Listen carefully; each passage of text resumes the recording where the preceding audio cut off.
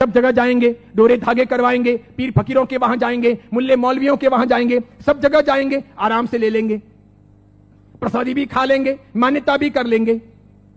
शिरडी के साईं बाबा को बहुत लोग मानते हो, जिनके इतिहास को 100 साल अभी पूरे हुए ईस्वी सन 2018 में।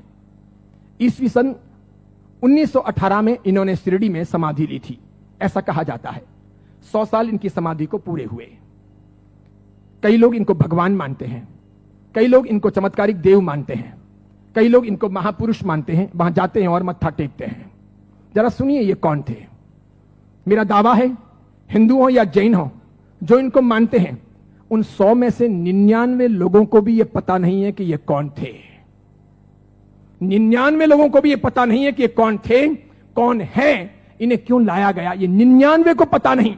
बेवकूफी की पराकाष्ठा देखो, जब पता नहीं और मानते हैं, पता नहीं और स्वीकार करते हैं, पता नहीं और पूछते हैं।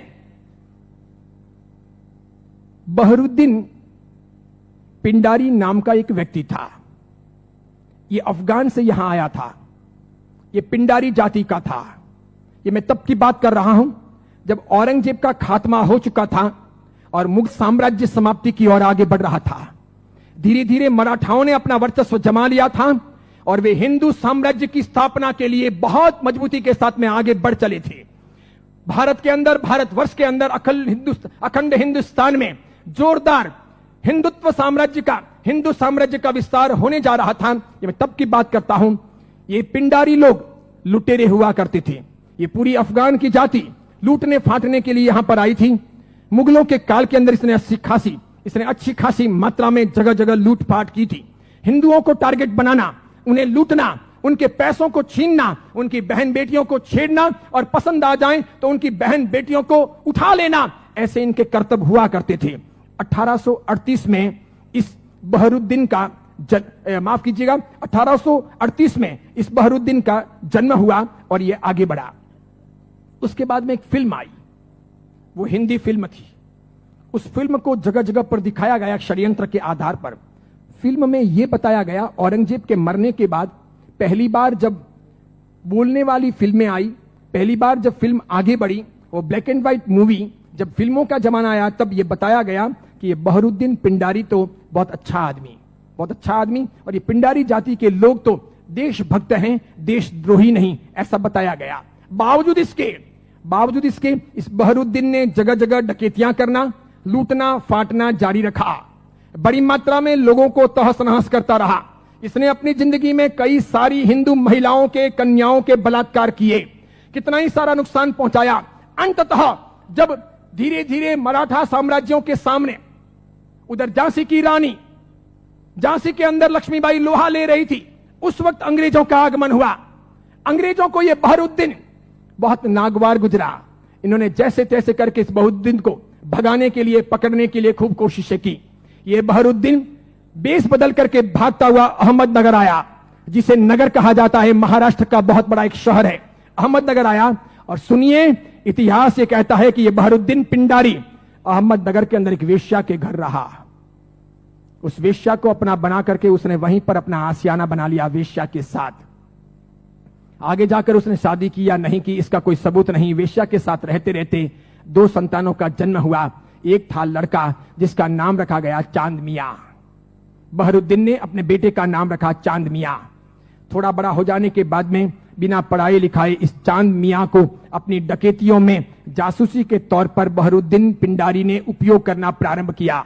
जगह जगह ये चांद मियां, छोटा सा बालक, एक चद्दर लेकर के भिखारी के तौर पर फटे पुराने कपड़े पहन करके अलग अलग जगह पर बैठता, बाजारों में बैठता, आए गए माल की वगैरह बातमियां लेता, किसके घर में क्या आ रहा है जा रहा है ऐसी कोशिश करता, और समय समय पर कभी दिन में, 2 दिन में, 5 दिन में, 10 दिन में अपने पिताजी को, बहरुद्दीन को समाचार पहुंचाता कि आज इस घर में इतना माल आ रहा है या यहां इतना सामान आया है। और इस प्रकार डकैतियों का मामला आगे बढ़ता कि यहां कोई सुरक्षा के प्रबंध नहीं होते हैं, कोई पहरेदार नहीं होते हैं, ये चीज चलती रहती। अंततः परेशान होकर शंकाओं के आधार पर अंग्रेजों ने बहरुद्दीन को तो भगाया, आगे जाकर वो अफगान चला गया, उसकी मौत भी हो गई। चांद मियां, उसका बेटा, छिप छिप करके रहने लगा, बड़ा होता गया। एक दिन अंग्रेजों ने उसे पकड़ा, जेल की सलाखाओं के पीछे डाला। 8 साल तक ये चांद मियां जेल में रहा, अंततः यह छूटा। मराठा ताकत के साथ में अंग्रेजों का मुकाबला कर रहे थे। झांसी की रानी भी किसी भी हालत में अंग्रेजों को घुसने नहीं दे रही थी। अंग्रेजों को लोकल गुंडे चाहिए थे इन लोगों के सामने लड़ने और इनको परेशान करने के लिए। चांद मियां ने पैसे लेकर के झांसी की रानी के खिलाफ में अंग्रेजों के पक्ष में गुंडों को इकट्ठा करने और लड़वाने और मगजमारी करने के लिए तैयारी दिखाई। अंग्रेजों ने अच्छे खासे मोटे पैसे चांद मियां को दिए। ये चांद मियां महाराष्ट्र से ठेठ झांसी गया। अंततः अंग्रेजों के हाथों झांसी की रानी लक्ष्मीबाई को मरवाने में इस चांद मियां की भी भूमिका रही। उसके मरने के बाद इन अंग्रेजों ने उस चांद मियां को नवाजा। कालांतर के अंदर एक नया नुस्खा अपनाने के लिए वो चांद मियां झांसी से आकर के शिरडी पहुंचा। वहां सुलेमानी मुसलमानों के साथ में उसकी पहचान हुई। मूल अफगानी पिंडारी जाति का ये चांद मियां बहरुद्दीन का बेटा वहां जाने के बाद में सुलेमानों के साथ में परिचय में आकर के सुलेमानों के लिए काम करने लगा। मुसलमानों की ये सुलेमानी जाति षड्यंत्र पूर्वक हिंदुओं और मुसलमानों के बीच के भेद मिटाने और धीरे धीरे इस्लाम का भीतर से प्रसार प्रचार करने का कामकाज संभालती थी। ये स्लो पॉइजन देकर के धीरे धीरे लोगों को मुसलमान बनने के लिए अलग अलग तौर तरीकों से कब्रों पर ले जाने या फिर अलग अलग दरगाहों पर ले जाने, उन्हें बदलने, उन्हें चमत्कार दिखाने के तौर पर परिवर्तित करने का काम करती थी। उनको ये चांद मियां मिल गया। वहां इसके लिए एक मस्जिद बनाई गई। मस्जिद का नाम हिंदू रखा गया, इस्लाम की मस्जिद नहीं रखी गई। लोगों को भ्रमित करने के लिए मस्जिद का नाम इस्लाम नहीं रखा गया, मस्जिद का नाम हिंदू के तौर पर रखा गया। इस इंसान ने अपनी जिंदगी में कभी कुछ काम किया हो, कोई साधना की हो, कोई धर्म चलाया हो, कोई धर्म ग्रंथ लिखा हो, कोई बहुत बड़ा व्यापक काम किया हो, ऐसा एक भी उल्लेख आज तक भारतीय इतिहास में नहीं है। सुनिएगा, यही चांद मियां सुलेमानों के परिचय में रहने के बाद धर्म परिवर्तन करवाने, चमत्कारों के आधार पर लोगों को भरमाने के लिए साई बाबा बनाए गए। इसी चांद मियां का नाम आगे हुआ साई। किसने नाम दिया? सुलेमानों ने। उसके लिए एक मस्जिद बनाई गई। बाद में वो हिंदुओं और मुसलमानों के बीच में सामंजस्य स्थापित करने के लिए फरिश्ते के तौर पर प्रस्तुत किया गया। देखिए आप एक मजे की बात, ईस्वी सन 1918 में इसने समाधि ली। उसके पहले फिल्में जब आती थी तब हिंदुओं और मुसलमानों के बीच का बहुत बड़ा भेद था, बहुत भेद। हिंदू मुसलमानों को पसंद नहीं करते थे भारत में, और मुसलमान हिंदुओं को पसंद नहीं करते थे। मुसलमानों को ईश्वर के नाम से बहुत एलर्जी थी, हिंदुओं को अल्लाह के नाम से बहुत एलर्जी थी। अगर आप थोड़े बहुत भी अपने प्राचीन काल में जाएं, मेरे जमाने के आसपास पहुंचे, ईस्वी सन 60 और 70 के दशक में पहुंचे, ईस्वी सन 1960 1970, और तब के जमाने में जितनी फिल्में आई तो फिल्मों में कहीं ना कहीं अल्लाह लाने पड़ते थे या फिर ईश्वर लाने पड़ते थे। बिना उनके काम चलता नहीं था। इन फिल्मों के आधार पर ही फिल्में हिट होती थी, फिल्में चलती थी। उस समय मात्र लटके मटके लेना, कमर को नचाना, ठुमके लेना और उससे फिल्म चल जाएगी, ऐसा होता नहीं था। उस जमाने का जमाना ऐसा था नहीं कि आज की हीरोइनें चल जाएं, थोड़े बहुत लटके मटके लें और फिल्म रातों रात कम कपड़ों के आधार पर फेमस हो जाए, ऐसा था नहीं। उस जमाने का कल्चर ऐसा था कि कहीं ना कहीं रिलीजियन, धर्म बीच में लाना पड़े। अल्लाह लाओ तो हिंदू नहीं देखेंगे, ईश्वर लाओ तो मुसलमान ऐतराज करेंगे। और देखो मजे की बात, अधिकांश प्रोड्यूसर मुसलमान थे। अधिकांश पाकिस्तान से, सिंध से, पंजाब से और कश्मीर से आए हुए हीरो और हीरोइन ये भी मुसलमान थे। लेकिन नौबत ये थी कि ये मुसलमान हिंदुस्तान के बाजार में अपने असली नाम से चल नहीं सकते, और इसीलिए दिलीप कुमार मुसलमान, उसको अपना नाम बदलना पड़ा। मीना कुमारी मुसलमान, उसको अपना नाम बदलना पड़ा। सुरैया देवानंद से शादी करना चाहती थी, लेकिन मुसलमान होने के नाते स्वीकार नहीं किया गया। पिता ने अनुमति नहीं दी कि हिंदू के साथ शादी नहीं हो सकती, उसे भी अपने नाम बदलने पड़े।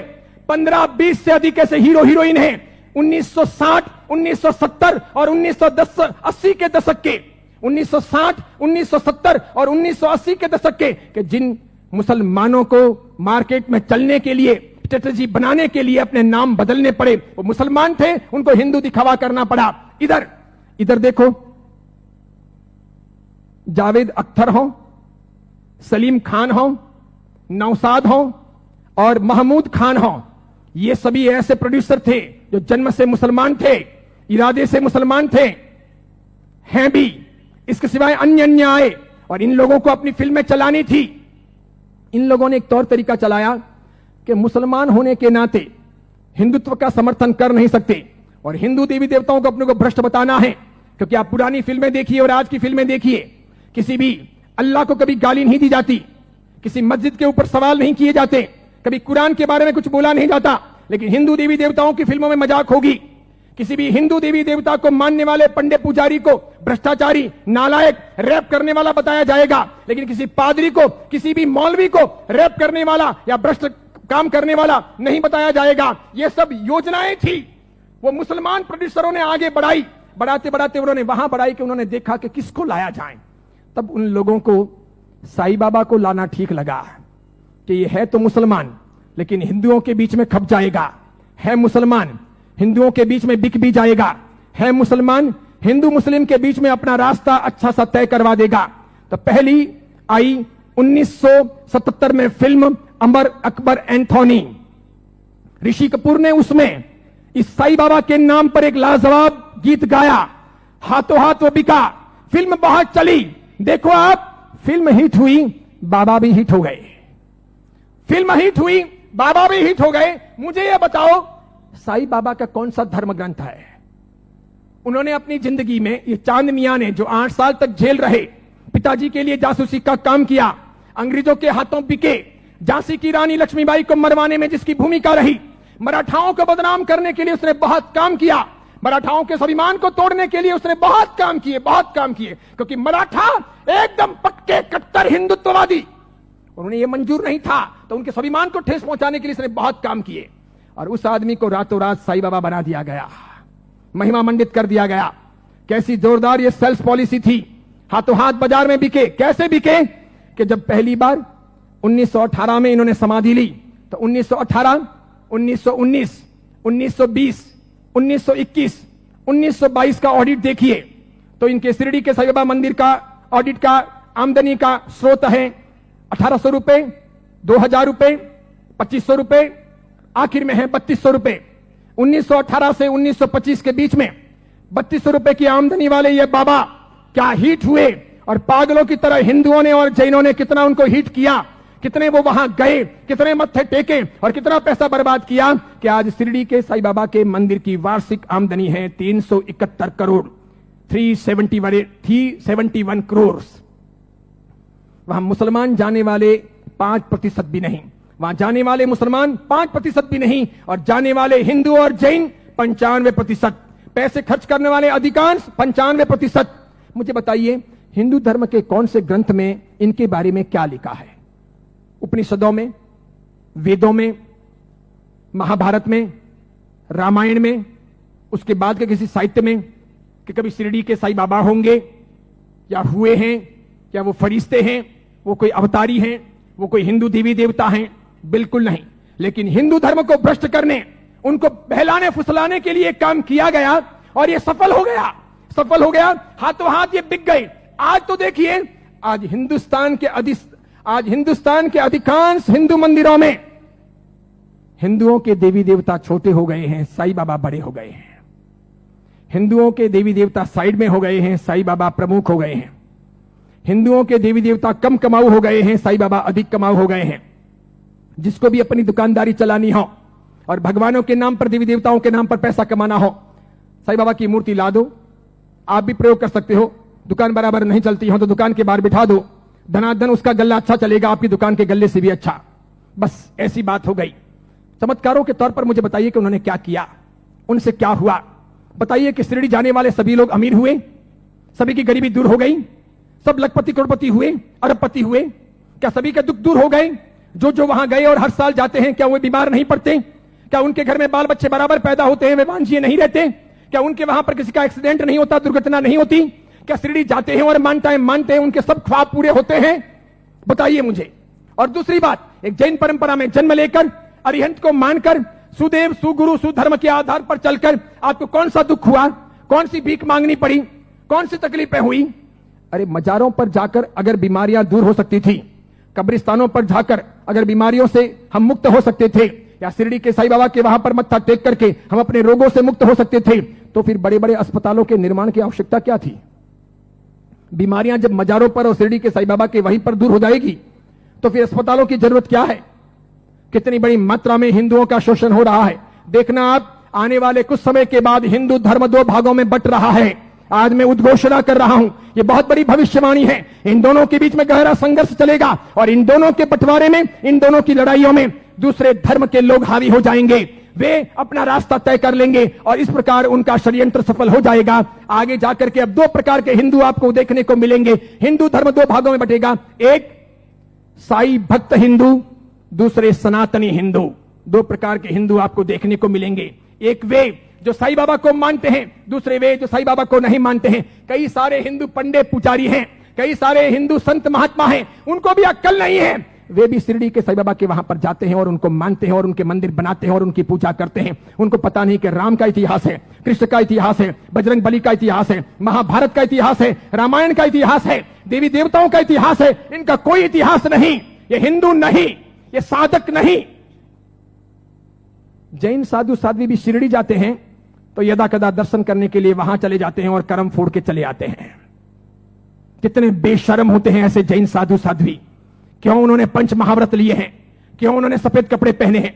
मैंने कितने ही अलग अलग अपने संप्रदायों के जैन साधु साध्वियों को यात्रा के दौरान शिरडी जाते हुए देखा।